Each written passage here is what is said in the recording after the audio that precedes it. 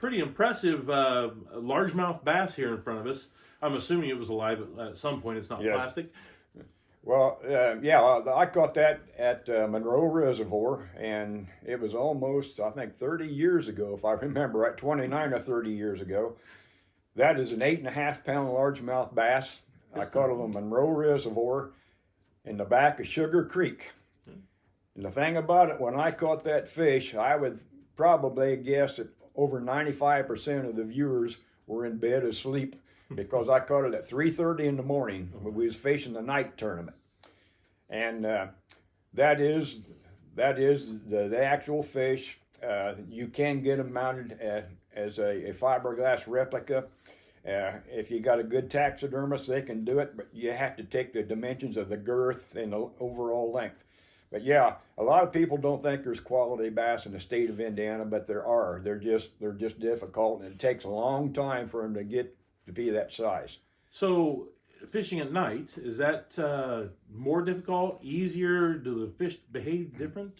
Well, it's the only difficult thing about it is that a lot of people are used to being in bed asleep at that hour of the morning. I worked midnights for 35 years, so I was used to it. Okay. And I guess that's why I won so many night tournaments, because everybody fell asleep in their boat and I was the only one awake. Small crowd, sure. But yeah, but most of the tournaments we fish are catch and release. You catch the fish, you're going to weigh them in, and the weight is tabulated. The overall weight of the 5 bass total is accumulated, and that's how they determine the winner, is by the most amount of weight. Now, the only reason I kept that fish was because, in my mind, I always said if I ever caught a bass in the state of Indiana 6 pounds, I would have it mounted. It was 8.5 pounds. Oh, well, there you go. And he went on a diet. Yeah, but I was pretty proud of it. But Indiana has really come on good for the fishing. But night fishing is fun. You don't have to contend with the skiers and the speedboats, because at that time it's all idle. There's no speed running 60, 70 mile an hour. Mm. But yeah, I enjoy fishing, and I done that not so much as an ego boost to me, but for the fish itself. I mean, he is a trophy, and I wanted people to see him. Well, he looks better at 30 years old than most of us do. Does he have a name? Well, not really. Oh, no name. Now some of the deer I got back there, the grandkids named them, okay. But I called them different things. If it depends on whether I hit them or miss them. Or you had to drag them out of a ravine. I'm sure they have a different set of names altogether. Oh, yeah.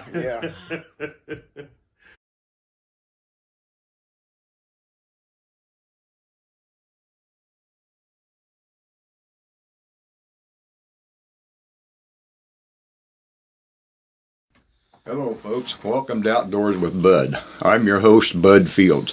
I get a lot of questions about fishing line. What to buy, what's the best brand, what's the best type to use. So today I'm going to try to give you some information to hopefully make it much easier on you. The first line I'm going to discuss is what they call monofilament line. Now, this is probably the most popular fishing line that you can get. The reason for the popularity is it's available in any fishing tackle shop, or any like Walmarts and your Kmarts and sporting goods stores. You go back to the fishing supplies, you're going to see a lot of monofilament line. Okay, another reason this is so popular is it's affordable. It's much cheaper than some of the other line that I'm going to show you. Now, the thing about monofilament is it's very abrasive resistant. It's going to hold up pretty good, and it's got good knot strength. And some of the cons sides of it, it retains line memory. Now, when it's on the spool, it's wrapped around a round spool. Monofilament remembers the shape of that spool, and when you transfer the fishing line from the line spool to your reel spool, you start cranking it, it's going to come off, and then when you get ready to make a cast, you're going to notice little curlicues in the line when it hits the water. The reason for that is it still remembers the shape that was on that reel. So a lot of guys say, what about line stretch? I mean, is that a factor? Yes, it is. Now, what's the effect about the stretch of the line? If you're sitting in a boat or if you're sitting on the bank fishing, you make a long cast from the bank out to the water and you're reeling that back in. If a fish strikes that and you go to set the hook, monofilament line has a tendency that it will stretch, and that can affect the hook set value.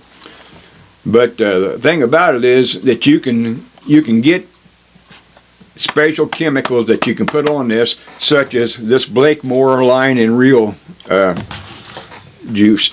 You just simply spray that on there. Now, it will not take all the stretch out of it and the line memory out, but it will get you by.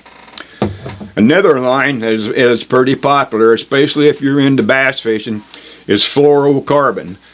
Now, there's a lot of different companies make these lines.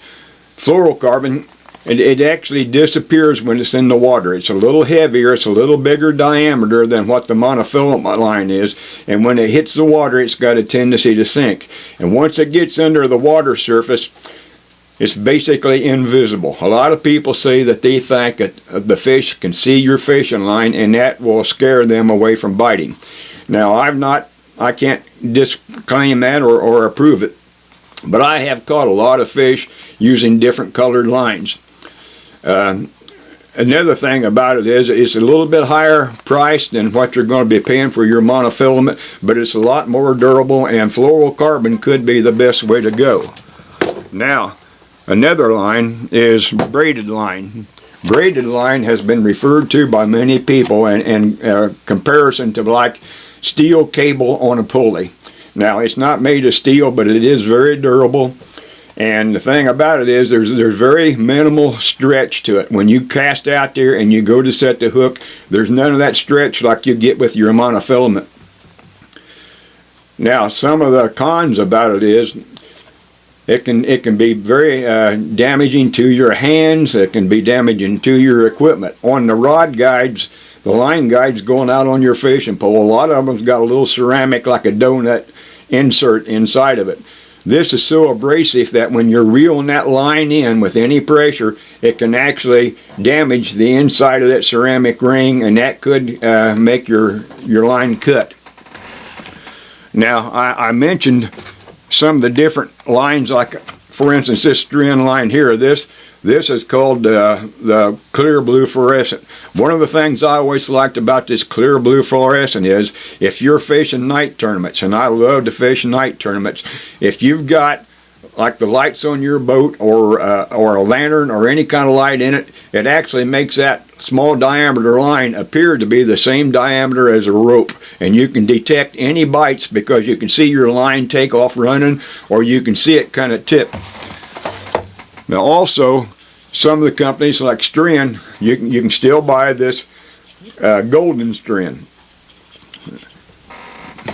And I've got another one here, as you can see, is bright fluorescent green. Now, this is highly visible.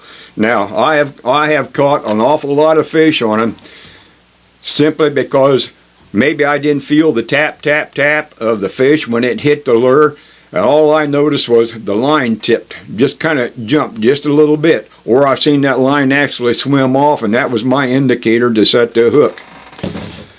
Now, fishing line, what's the best to use? It depends on how you're going to use it. If you're going to fish farm ponds where there's very little structure out there to be hung up on, like lily pads or boat docks or something like that, your monofilament line can do a good job for you. If you're going to be fishing for what is referred to as panfish, such as bluegill, crappie, perch, goggle eye, and maybe even small bass or small catfish, monofilament could be your best way to go. And there's no reason for you to go out and spend $30 to $40 on line. But I want you to remember one thing, particularly the weakest link between you and that fish is your fishing line. Now, I got a friend that I worked with at Chrysler for several years that he dreamed of going to Mexico. Mexico is a fantastic place to go to catch monster bass. I mean, it's not unusual to go out there and catch 15 to 20 pound bass. This man spared no expense on buying a fishing rod, maybe a $500 rod, a $300 or $400 reel, but he went to the bargain bin and found some line. He bought a big spool of line for maybe $5. Okay, he gets out there, he takes 2 weeks vacation. He has to leave his family for 2 weeks. He goes out there and he had to get a guide, and they're out there in the boat, and he throws out there and he catches a monster bass. While he's reeling it in, that fish gets about 4 or 5 feet from the boat, and that bargain line breaks. Now, was that the best thing to do? No.